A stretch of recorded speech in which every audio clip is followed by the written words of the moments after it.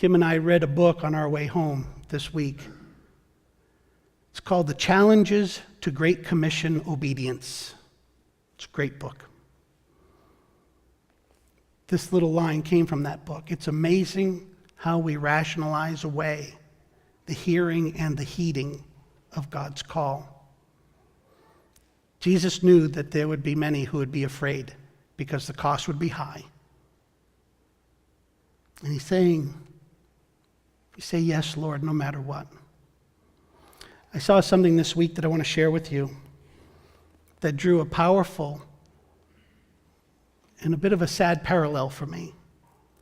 And I want to tell you up front, this is a good thing. What I'm about to share, it's a good thing. My family and I, we're gonna get involved and we're gonna help. I'm not casting shadows over what I'm going to show you. But my prayer is that as you see this, you will see a more powerful parallel that represents a missed opportunity and God's call for the church to step up. Watch this, and then I hope I'll be able to explain in a minute. Where does a phenomenon begin? I'm proud to take the Ice Bucket Challenge. Ice Bucket Challenge for ALS. How does a movement start? This starts with one challenge. I am doing this in honor of Pete Frates. Pete Frates. With one name. 4 years after graduating, Frates was playing in a men's league in Boston in 2011 when he sensed something was wrong with his body.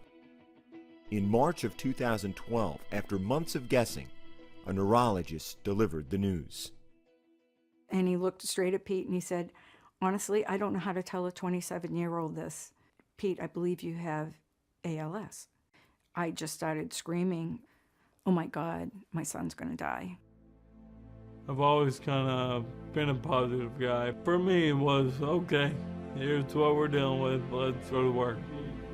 Pete made a choice. He would attack the disease. He would make a difference. He would make his fight matter. In March 2013, he earned an audience with the Food and Drug Administration in Washington with a simple goal: more attention and more action. I ask of you, let's speed up the process. Let's work together and let's get this disease a thing of the past. Thank you.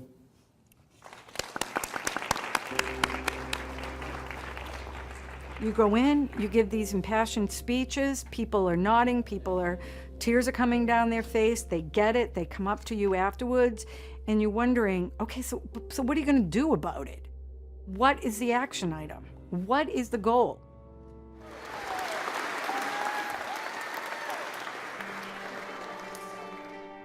Now, almost entirely confined to a wheelchair, Pete walked her down the aisle. I just love him, and that's that. And Pete's always telling me it's gonna get worse before it gets better. And I'm like, haven't we had the worst yet? Like, this is it. Okay, enough. Like, can it get better now?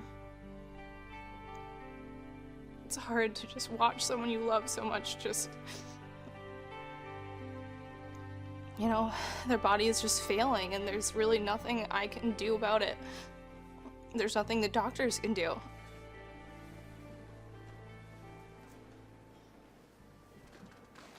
Two and a half years after the diagnosis, Pete requires a full-time nurse for most daily activities. He uses a feeding tube to eat. He speaks through the use of a computer. And in September, he's due to be a father. Back in May, during one of the last times he was able to talk at all, he described that feeling. I can't imagine how happy I'm gonna be with my own little baby. So, how did one man with one fight become the center of a social movement? Last month, one of Pete's friends introduced him to the Ice Bucket Challenge. where people are asked to dump a bucket of ice water over their heads and post the moment on social media. The point? To raise awareness and funds for a given charity. Pete couldn't do it himself, but he could ask others to do it. Then, teams. All right, JT here. Celebrities. Over the head. Families. Everybody.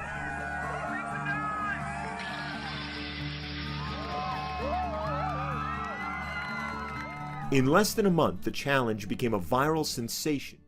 The irony is that while Pete Frates challenged so many others, he never took the challenge himself.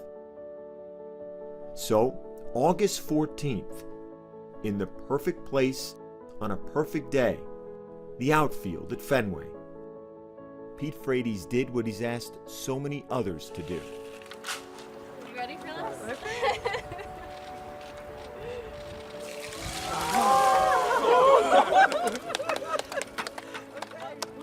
Pete Frates and those who love him know the challenge goes on.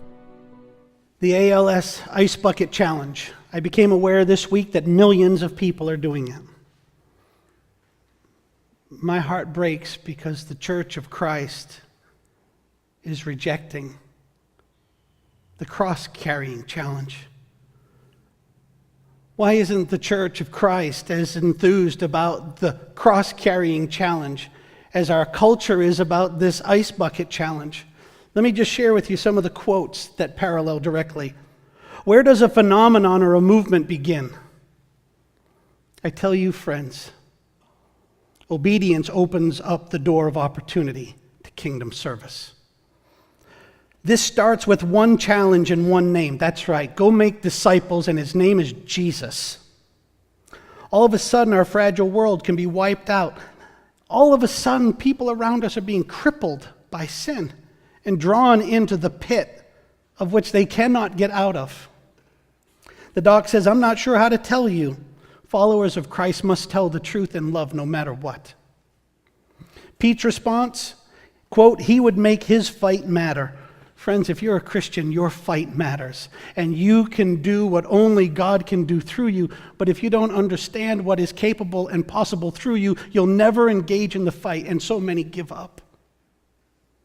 They said he got an audience to listen. Every Christian has an audience. People are watching you, Christian. You have an audience into which you can speak truth and love and share the gospel. Stand up like Pete Frates. Champion your cause. His simple goal, they said, more attention and more action. Our simple goal, find the lost, grow the found. Our simple goal, find the lost, grow the found.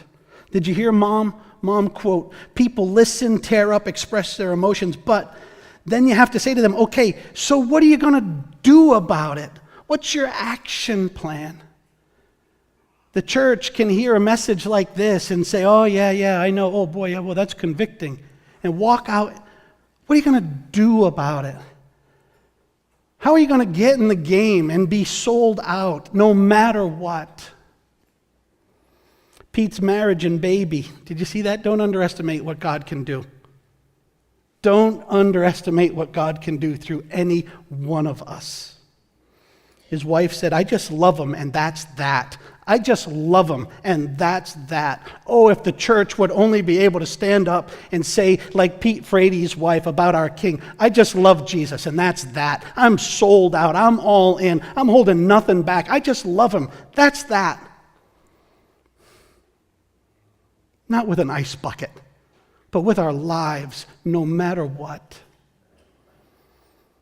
Pete said to his wife, it's going to get worse before it gets better. Love tells the hopeful and hard truth all the time. His wife, it's hard to watch someone you love so much fail.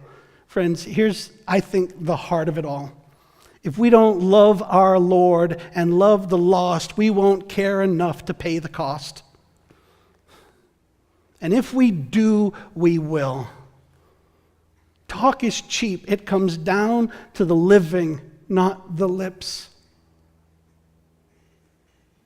She said, it just hurts me so much to see one that you love so much. Does it break your heart to see the things that break God's heart? Can you walk by aspects of life that are breaking the heart of God who hung on a cross to give you and me hope and be indifferent to it? Indifferent to the point where we don't initiate change. We don't sacrifice. We don't say no matter what. I pray to God that the answer is no, but I fear the reality is yes. Last line in that said, Pete and those who love him know that the challenge goes on. I pray you understand that the challenge goes on. If you are yourself a trophy on the mantle of grace, if you are a portrait of what God can do, then you should know better than anybody else that the battle rages on. The need is immense. The call to surrender, to serve, is applied to each one of us. In the book that I referenced earlier, Challenges to Great Commission Obedience, there was a reference to a medical missionary who is in a dangerous place, who said this: while we can celebrate the fact that medically we have made much achievement and that their quality of life has been vastly improved, let us not forget that healthy in hell means nothing. We have failed if they end up healthy in hell.